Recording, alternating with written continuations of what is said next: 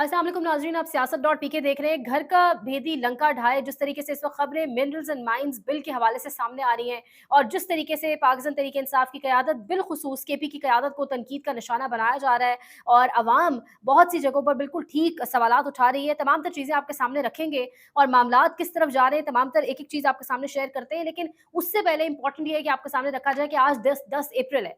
आज 10 अप्रैल है और आज से ठीक 1 साल पहले अवाम अपने तई खुद से बगैर किसी कॉल के, बगैर किसी एहतजाज की एक बाकायदा एक कॉल दी जाती है, तलकीन की जाती है, बाकायदा कैंपेन्स चलती हैं, अवाम सड़कों पर निकल आई थी।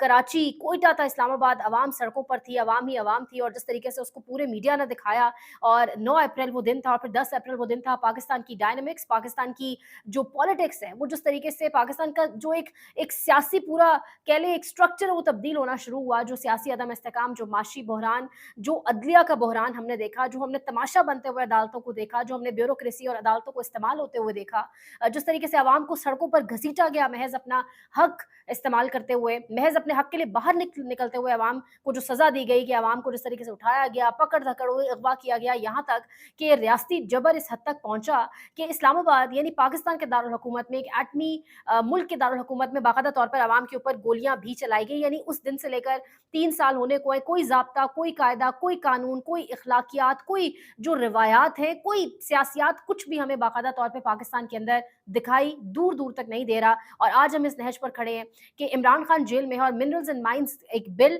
जिसके गिर्द इस वक़्त पाकिस्तान की पूरी सियासत घूम रही है, वो बिल इस वक़्त जो है, उस बिल के हवाले से हर जगह बातचीत है, उस बिल के हवाले से हर जगह डिस्कशंस हो रही हैं, डिबेट हो रही है। पाकिस्तान के अंदर बैठे लोग, पाकिस्तान से बाहर बैठे लोग, हर कोई उस बिल के बारे बात कर रहा है, इसके कॉन्सिक्वेंसेज़ के बारे बात कर रहा है। तमाम तर चीज़ें आपके सामने रखेंगे। लेकिन पाकिस्तान तहरीक-ए-इंसाफ के अपने अंदर इस वक़्त जो पाकिस्तान तहरीक-ए-इंसाफ के अंदरूनी मामलात हैं, शायद इन्हें किसी बैरूनी दुश्मन की ज़रूरत हो। जिस तरीके से व्हाट्सऐप के अंदर, ग्रुप्स के अंदर लड़ाइयाँ सामने आ रही हैं, जिस तरीके से मीटिंग्स के अंदर की बातें सामने निकल कर आ रही हैं। लेकिन अगर सबसे पहले बात करें मिनरल्स एंड माइंस बिल की, तो जो पेंडोरा बॉक्स है, वो तब खुला, तनकीद तो पहले से चल रही थी ये बिल सामने आने पे। इमरान खान की बहनों ने कहा इसको होल्ड किया जाए। पार्टी के अंदर से कुछ लोगों ने आवाज़ उठाई जो इमरान खान के बड़े करीब समझे जाते हैं, जो करीब तरीन रफ़क़ा समझे जाते हैं, उन्होंने कहा कि इसको होल्ड पे डाला जाए। शहबाज़ गिल को अगर आप सुने, जो तमाम तर लोग मुल्क से बाहर हैं, वो कह रहे हैं कि ये इमरान खान की रिहाई या कैद जो है इस बिल के साथ जुड़ी हुई है। ये बिल बेसिकली की है, की टू इमरान खान्स कह लें आप फ्रीडम या प्रिज़न और इस किस्म की बातें सामने आ रही हैं पार्टी के लोगों की जानिब से। और पेंडोरा बॉक्स असल में तब खुला जब कल रात सलमान अकरम राजा ने एक टीवी शो के अंदर बैठकर कहा कि किस तरीके से ये बिल जो है, इसका जो ड्राफ्ट है या बाकायदा पूरा तैयार करके बिल भेजा गया। इस्लामाबाद से बिल आता है, चारों सूबों को जाता है और कहा जाता है कि एक टाइम दिया जाता है, इस टाइम जो मुतय्यन किया गया है, इस मुद्दत के अंदर इसको अप्रूव कराया जाए। तो ये पाकिस्तान के अंदर पार्लियामान की, असेंबलियों की, सियासतदानों की, वज़ीर आलाओं की, वज़ीर-ए-आज़म की, ये बेसिकली रिस्पेक्ट है। बिल कहाँ से आया? सवाल हुआ सोशल मीडिया के ऊपर कि बिल का कोई ड्राफ्ट दिखाया जाए। बहुत लोगों ने सवाल किया अली मीन गंडापुर से, लेकिन पाकिस्तान तहरीक-ए-इंसाफ वो जमात जो सोशल मीडिया ही जिसकी ताकत है, जिसको इलेक्शन ही 8 फरवरी को सोशल मीडिया और आम आदमी जो आप लोग आम लोग सुन रहे हैं, उन्होंने जितवाया। अब उस जमात के लोग कायम मकाम चेयरमैन अवाम को बाकायदा तौर पर ब्लॉक करने के ऊपर आ गए। वो तमाम कतर कहानी भी मैं आपके सामने रखूँगी, लेकिन इस वक़्त जो पेंडोरा बॉक्स खुलना शुरू हुआ, वो सलमान अकरम राजा के उस स्टेटमेंट के बाद से हुआ। और सिर्फ यही नहीं, यहाँ पर एक और क्लिप आपके साथ चलेगा, आपको सुनवाते हैं वो क्लिप भी कि इमरान खान की बहनों के धरने को खत्म करने के लिए पार्टी के अंदर से किस तरह से रोल प्ले किया गया। सलमान अकरम राजा बता रहे हैं कि किस तरह से हमारे अपने लोगों ने बाकायदा तौर के ऊपर इमरान खान की बहनों के ऊपर प्रेशर डाला कि धरना खत्म करें, जो कुछ वो कह रहे हैं वो मान लें। और फिर ये ताने-बाने तो जाकर मिलते हैं कि क्या ये तमाम तर लोग बाकायदा रोल प्ले कर रहे हैं इमरान खान की मुलाकातें रुकवाने में, इमरान खान की जो गुफ्तगू है उसको सेंसर करने में, इमरान खान और अवाम के दरमियान कम्युनिकेशन को खत्म करने में। फिर इन तमाम तर लोगों का एक रोल बाकायदा नजर आ रहा है। सवालात अब उठ रहे हैं। सवाल अली मीन गंडापुर की तरफ इशारा किया जा रहा है, सवालिया निशान उनके ऊपर है, सवालिया निशान शाहिद खटक के ऊपर। अब शाहिद खटक साहब के कुछ वीडियो पैगामात भी सामने आ रहे हैं। अब अवाम तनकीद कर रहे हैं अली मीन गंडापुर के ऊपर कि ये बिल इस वक्त जब इमरान खान जेल में है तो किस तरीके से इसको आप मंजूर करा रहे हैं और किस तरीके से ये पार्लियामान के अंदर आया है। शाहिद खटक साहब उनकी हिमायत में, उनके हक में अपने वज़ीर आला की मैदान में आए और एक वीडियो बयान उन्होंने दिया। उन्होंने कहा जब तक इमरान खान का स्टैंप है अली मीन गंडापुर के ऊपर, जब तक इमरान खान जो है वो साथ है, तब तक अली मीन गंडापुर के साथ हैं हम। लेकिन अवाम जिस तरीके से तनकीद कर रही है, वीडियो आप सुनिएगा छोटा सा क्लिप के माथे पर पसीना है, लोग लिख रहे हैं कि शाहिद खटक भाई रहने दें, बस करें, माथा शरअबूर है, जुबान साथ नहीं दे रही, इमरान खान ही रहेगा, कोई अली अमीन जैसा बुज़दिल इसकी जगह नहीं ले सकता। ये बताएँ इमरान खान का सौदा कितने में किया? और ये एक आवाज़ नहीं है, ये बहुत सी आवाज़ें जो उठ रही हैं और सवाल कर रही हैं ये आवाज़ें कि बताएँ कि ये सौदा कैसे हुआ? शिफ़ा यूसुफ़ज़ई के प्रोग्राम के अंदर पूछा गया कि क्या इमरान खान से मुशावरत करेंगे? सवाल गंदुम, जवाब चना, जवाब क्या दिया शाहिद खटक साहब ने? ये सुनें।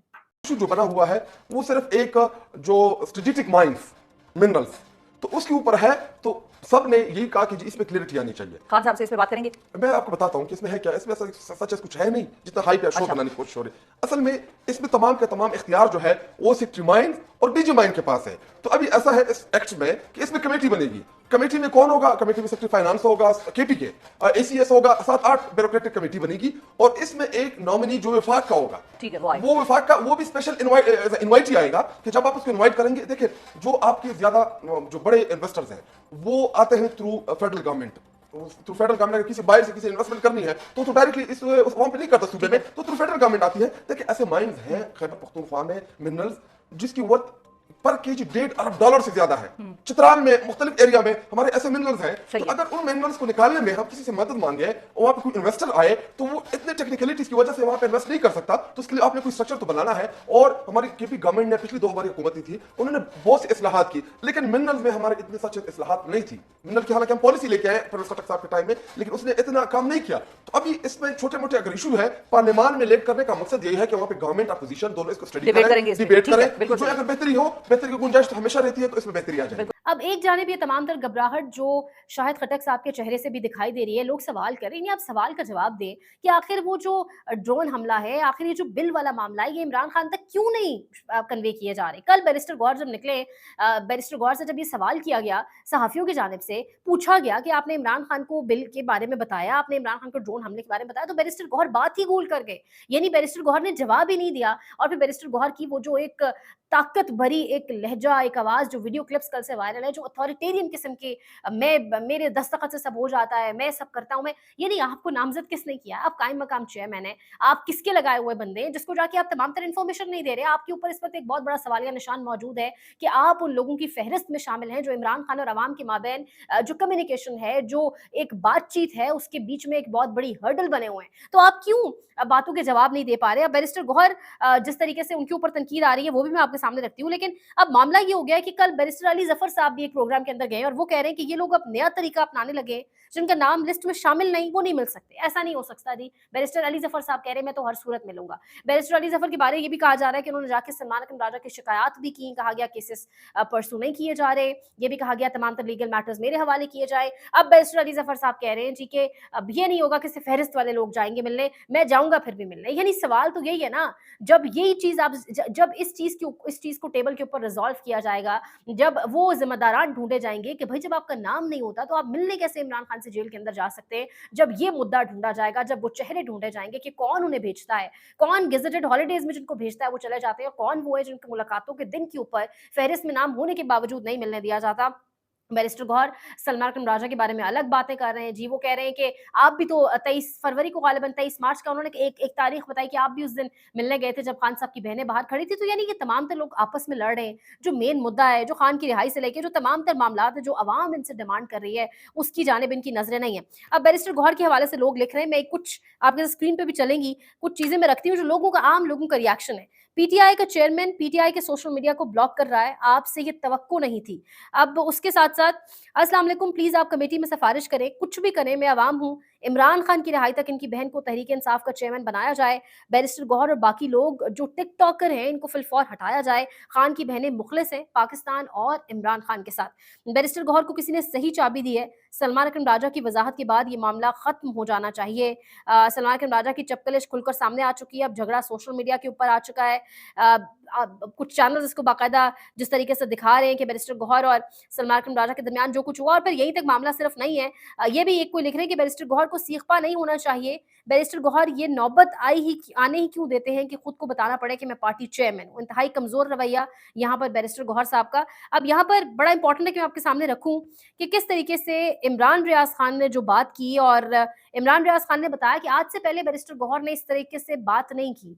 तो आखिर किसने बैरिस्टर गौहर को ये ताकत दी कि उन्होंने सलमान अकरम राजा के खिलाफ बोलना शुरू किया, बात की और फिर एक चैनल, बाकायदा एक चैनल है जिसका नाम हम तो नहीं लेंगे एडवर्टाइज़मेंट खामखा की, लेकिन उस चैनल का क्लिप भी रीट्वीट किया किया। ये सुनिएगा इमरान रियाज खान साहब क्या कह रहे हैं। कुछ लोग कहते हैं जिन्होंने मौका मिले जाके मिलो तो सही, लेकिन बाकी लोग ये कहते हैं कि वो एस्टेब्लिशमेंट तय करती है कि कौन मिलेगा और कौन नहीं मिलेगा। तो जब एस्टेब्लिशमेंट किसी को अंदर भेजती है तो वो असल बात अंदर जाने नहीं देती और अंदर की बात बाहर आने नहीं देती। बैरिस्टर गौर साहब ने ये सारी बातें बैठ के सुनी थी सलमान अकरम राजा साहब के साथ। उस वक्त वो कुछ नहीं बोले क्योंकि उनकी तबीयत ही ऐसी, वो नहीं बोलते। लेकिन फिर उन्हें जो है वो किसी ने होश दिलाया, किसी ने उनको ताकत का इंजेक्शन लगाया और उन्हें कहा कि बोलिए जनाब, आपको पार्टी का चेयरमैन लगाया गया, आप पार्टी के चेयरमैन है, लिहाजा ये तो मौका है, आप बोलिए सलमान अकरम राजा के खिलाफ। तो फिर उसके बाद वो बड़ा खुलकर बोले, जनाब मैंने टिकट दिया सबको, मैं पार्टी में मजबूत हूं, मैं किसी को क्यों जवाब दूं, मुझे सारे जवाब देंगे। तो बड़ा जबरदस्त तरीके से, जोरदार तरीके से पहली मरतबा हमने देखा जनाब बोलते हुए मोहतरम को।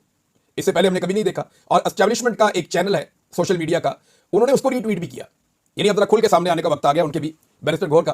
और उन्होंने एस्टेब्लिशमेंट के एक चैनल को रीट्वीट भी किया और वहां से रिक्वेस्ट आती रहती है मुख्तलिफ साथियों को, मुख्तलिफ लोगों को कि हमारे चैनल को रीट्वीट करें, जरा इसकी रीच बढ़े, क्योंकि चैनल के ऊपर जो है वो बजट बहुत ज्यादा लगा दिए। अब ये जो सारा मामला है इसके ऊपर बाकायदा तौर पे कुछ जो आप कह लें नून लीग के सहाफ़ी हैं या नून लीग के कैंप के लोग हैं, बाकायदा फ़ायदा भी उठा रहे हैं। ये एक क्लिप मैं आपके सामने रखती हूँ। ये रिजवान रज़ी नामी एक सहाफ़ी हैं भी या नहीं है, गुमनाम टाइप के एक शख्स है। ये कि बाकायदा तौर पे एक तज्ज़िया पेश कर रहे हैं और कह रहे हैं कि गिरबान पकड़ा दोनों ने एक दूसरे का, सलमान अकरम राजा और बैरिस्टर गौहर ने लड़ाई हुई। तो शिराज़ अहमद शराज़ी ये सहाफ़ी बता रहे हैं बाकायदा तौर के ऊपर कि मैं और उन्होंने कुछ और साथी सहाफ़ियों का नाम लिया कि हम वहाँ मौजूद थे, ज़रूर तल्ख़ कलामी हुई, लेकिन ये हाथापाई वाली बात, ये जो रिजवान रज़ी साहब एक नेशनल टेलीविज़न के ऊपर बैठ के इतना बड़ा झूठ बयान कर रहे हैं, झूठ गढ़ रहे हैं, ये टोटली गलत है। तो यानी आप यहाँ से अंदाज़ा लगाएँ कि किस तरीके से कौन से लोग हैं, कौन से चेहरे हैं जिनको इस टाइम स्क्रीन्स सौंपी हुई हैं, कौन है जो स्क्रीन्स के ऊपर बैठ के जिस तरीके से झूठी बातें कर रहे हैं। और जाते-जाते एक और इम्पोर्टेंट चीज़ है जो आपके सामने रखेंगे।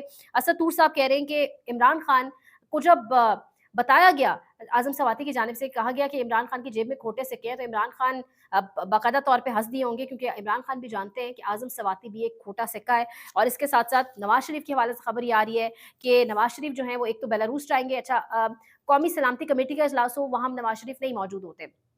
वफ़ाक के साथ जहाँ मिलकर बैठ के कोई बड़ा मामला या पूरी मुल्क का कोई मामला, उसमें तो नवाज़ शरीफ को हमने नहीं देखा, तबीयत ख़राब अचानक यही खबर आती है। लेकिन नवाज़ शरीफ पंजाब के अंदर इजलासों की सेटिंग भी करते हैं। अब नवाज़ शरीफ बेलारूस भी जा रहे हैं, जहाँ पर आपने अपनी पीआर बढ़ानी है, जहाँ पर आपने अपने आप को अपनी सीवीज़ पेश करनी है, वहाँ पर आप मौजूद हैं। और अब खबर ये आ रही है कि नवाज़ शरीफ मुतहर्रिक होने जा रहे हैं दोबारा सियासी महाज़ के ऊपर, और बैठक होने जा रही है मुख्तलिफ़ किस्म की, और सियासी महाज़ की गर्मा-गर्मी जो है पंजाब से शुरू करने जा रहे हैं।